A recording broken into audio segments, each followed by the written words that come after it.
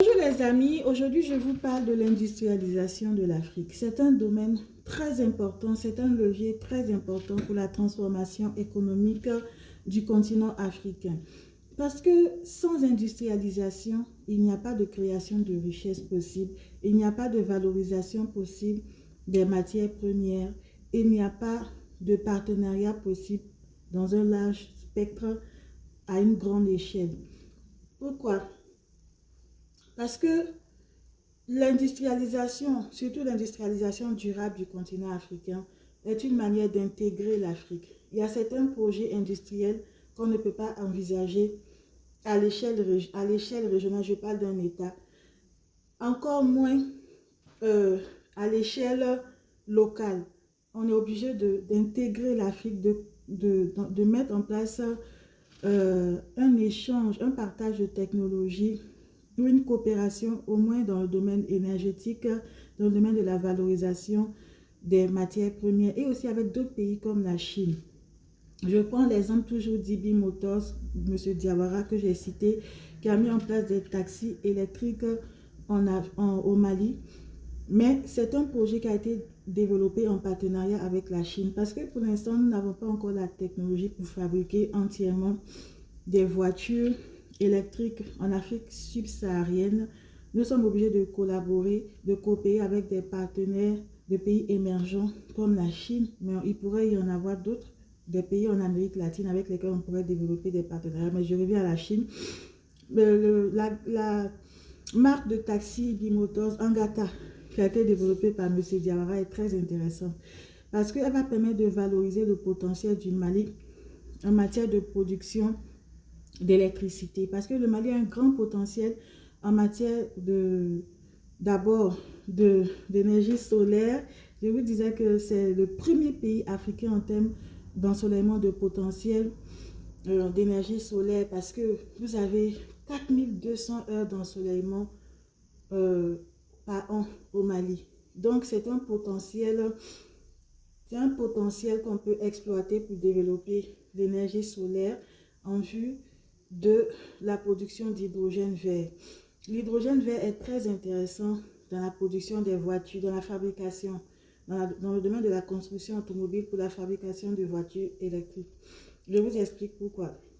On peut mettre en place des systèmes de piles à combustible à hydrogène vert qui vont générer de l'électricité et contribuer à générer de l'électricité avec d'autres sources d'électricité peut-être pour faire fonctionner un véhicule électrique. Et parmi ces autres sources d'électricité, il y a l'énergie géothermique pour laquelle le Mali aussi a un potentiel très important mais sous-exploité.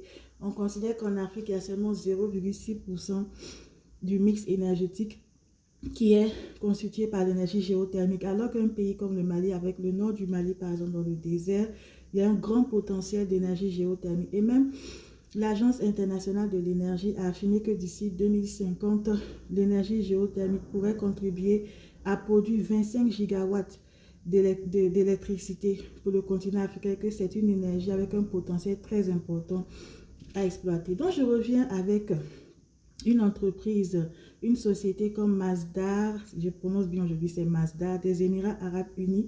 C'est une entreprise publique financée par les investissements publics des Émirats Arabes Unis. Ils ont lancé en Afrique un projet de financement des énergies renouvelables. Ils ont lancé l'énergie solaire en Mauritanie, l'énergie éolienne au Sénégal, l'énergie solaire en Égypte, le plus grand, l'énergie éolienne en Égypte, le plus grand parc d'énergie éolienne en Égypte. Tout ça, c'est financé. Ils veulent augmenter, ils ont financé à hauteur, enfin, ils veulent financer à hauteur de 10 milliards de dollars la production d'énergie renouvelable en Afrique pour que celle-ci augmente de 10 gigawatts. Voilà leur projet. Donc, ce genre d'entreprise-là, on doit les intéresser à notre potentiel concernant l'énergie géothermique pour la production d'électricité au Mali. Il n'y a pas que le Mali, le Burkina et le Niger, on a un potentiel dans le désert en termes d'énergie géothermique. Mais on a aussi un potentiel en termes de production d'hydrogène vert. Je reviens toujours à l'hydrogène vert parce que c'est une énergie très intéressante, aussi bien pour le secteur du transport, surtout les transports lourds, les utilitaires, etc. Mais il faut un soutien des acteurs publics à ces politiques. C'est-à-dire qu'on ne va pas compter uniquement sur la BAD sur des entreprises comme Mazda. Il faut aussi, sur des acteurs, des opérateurs économiques comme M. Diawara, il faut aussi que les acteurs publics contribuent de façon significative en soutenant, c'est ce que l'Agence internationale de l'énergie a même recommandé. Donc, il faut soutenir ces activités, ces initiatives. Par exemple, les entreprises qui veulent commander des utilitaires qui fonctionnent à l'hydrogène, on peut les soutenir par des subventions, on peut soutenir les actions des startups qui font la recherche dans le domaine de l'utilisation de l'hydrogène vert pour le secteur du transport. Et pour revenir au secteur des voitures électriques en Afrique, même si le début est timide, il laisse optimiste des acteurs, toujours comme l'Agence internationale de l'énergie, même la BAD a affirmé que l'un des 5 leviers pour la transformation économique du continent africain, c'est l'industrialisation durable et inclusive. Et celle-ci n'est pas possible sans une intégration du continent africain, comme je le disais au début de ma vidéo. Quand je prends l'exemple de la construction automobile, pourquoi ne pas envisager des partenariats, par exemple, avec un constructeur automobile comme EB Motors qui a mis à disposition une marque de voitures, de taxi, des voitures électriques qui s'appelle Angata. Vous savez que le Mali est pauvre en fer, on est pauvre en fer. Mais il y a des pays comme la Côte d'Ivoire où ils ont beaucoup de métaux, même du fer, des métaux non ferreux, avec lesquels on peut développer des partenariats, même avec d'autres pays, pour voir les choses plus grandes, toujours en partenariat avec des pays émergents avec qui on pourra mettre en place un partage de technologies pour mettre à disposition des véhicules de plus haut standing en exploitant notre potentiel en termes de production d'électricité à base de l'énergie solaire et de l'énergie géothermique. Voilà, donc c'est une manière pour les pays africains de sortir de la dépendance aux matières premières. Vous prenez des pays comme des continents comme le continent américain, le continent européen. Le continent américain encore, ils ont des ressources naturelles, mais le continent européen, ils n'ont pratiquement pas de richesse naturelle. Comment ils se sont développés? C'est en colonisant l'Afrique, en venant prendre nos richesses, nos matières premières pour aller développer l'industrie. Il y a eu la révolution industrielle. C'est comme ça qu'ils se sont développés, grâce à la révolution industrielle.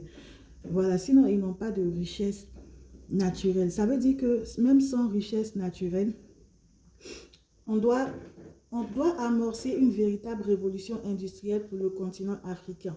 Et celle-ci ne se fera pas sans l'apport de certaines technologies comme l'industrie 4.0, l'industrie 5.0, l'intelligence africaine, l'intelligence artificielle. C'est-à-dire on doit prendre en cours le train du développement, les erreurs que les autres ont faites. Nous, on ne doit plus faire ces erreurs. On doit profiter du recul que nous, on a eu.